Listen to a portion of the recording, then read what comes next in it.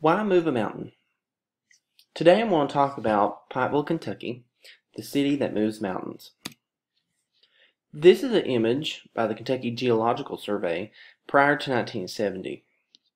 I want you to note the river that runs through downtown, this part being downtown, and also the way the road runs through downtown. You used to have to travel through Pikeville in order to get to Prestonsburg or Paintsville. And also, something that you can't really make out in this image is the railroad that also ran through Pikeville. Now, let's talk about why this was chosen as the county seat of Pike County. Like a lot of small towns, they were located on waterways, and there was an important reason behind that. The waterways was a source of transportation. For instance, they used to float timber down the river, and when the railroad came to Pikeville, they would load the logs from the river onto trains and then ship them out. This is a more recent picture from 2016 of Pikeville, and you can note the differences. This is the downtown area, but the river no longer runs through downtown. It actually bypasses the town right here, as well as US 23. Now you don't have to travel through Pikeville in order to get to Prestonsburg or Paintsville. This image is the old C&O Railroad Station. It is still there, so if you'd like to go visit. Back here where this company building is where the parking garage is. But notice that where this building's located next time you drive through, and imagine railroad tracks in front of this building running through town. This is another image of the same building, and this is in the 1970 period. So coal dust became a problem with the town. It made the town dirty, wasn't very pleasant, plus it caused a lot of congestion because people would have to wait on the train. This is an image of Pikeville, and you can see over here the river that runs through. This is the BB&T building, and this is the river that runs right along in front of it. Nowadays, this is a parking lot and the dragway in Pikeville, and the theater is located over here behind it. There's a reason why it's called the River Filled In, because that theater was built where the old river used to be. They filled it in with all the material from the mountain they moved. This is another image. This is the courthouse in Pikeville, and you can see the relation of the river here. Another reason they decided to reroute the river was because of the disastrous flood. Almost every 10 years there would be a major flood. 57, if you talk to some of your grandparents maybe, or anybody that's been around Pikeville for a while, 57 was a bad flood, 67, 77 was a bad flood as well.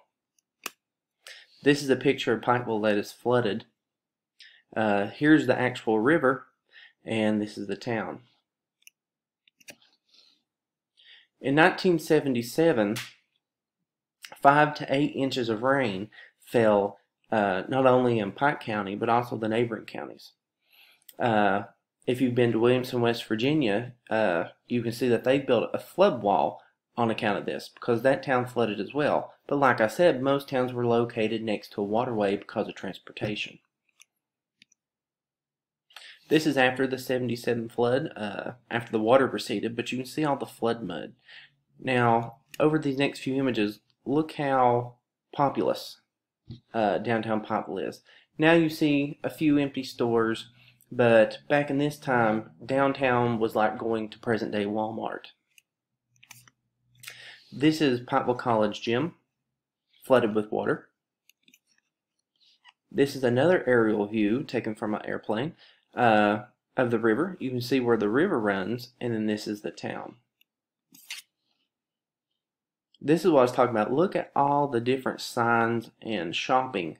It's not exactly how Pikeville looks today, but like I said, it was like when you went to town back in these times, it was like going to Walmart. There was no one-stop, get everything kind of store at the time.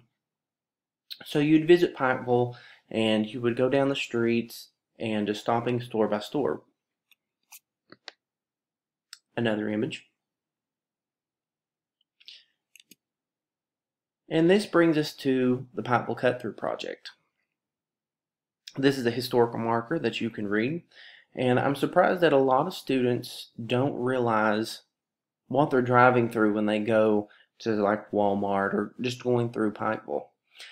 The Cut-Through Project was the second largest earth-moving project, second to the Panama Canal. So only the Panama Canal is more in terms of moving the earth.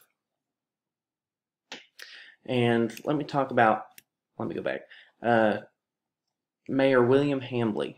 He's the one that really pushed for this project. Several reasonings behind. He wanted to eliminate the trains running through town, which would also eliminate coal dust. It would also eliminate congestion.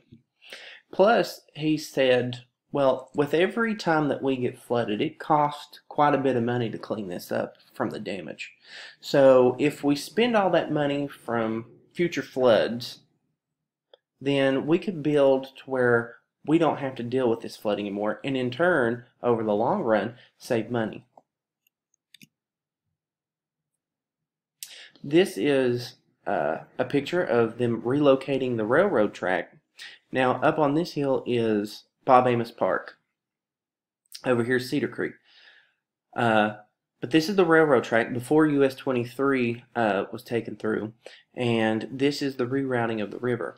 Now, they took all the material through this and they put in the old riverbed, which made it the Riverfill. And that gave a lot of more land area to the town so that it could grow. A lot of it's used for parking lots. If you go, the present day health department's there. The Kentucky Exposition Center's there. The courthouse annex is also located in the Riverfill, along with the movie theater.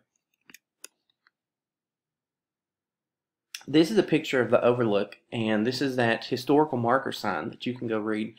But you can actually walk out on this and you can look at the cut-through project. You can see the river below you as long as the rail lines, and see the town. This is a better picture. But the river used to run where my cursor is, right by present-day McDonald's. Then it would switch over. You used to have to cross a bridge to get over to the other side and then on down through the town. Now this has saved the town millions of dollars in flood damage. Like I said, there was usually a flood about every 10 years. And other towns also did the same. Martin County, or Martin, Kentucky, sorry. They actually moved their whole town out of the river and they put it up on a hill. Williamson built a flood wall to protect its town with floodgates. Pikeville also has floodgates. They've been erected twice. Don't necessarily think that the water's made it there. But hopefully this video has explained the Pikeville Cut-Through Project and offered some insight to the historical value of what you're driving through and what you're looking at, and how this has helped the town grow and prosper.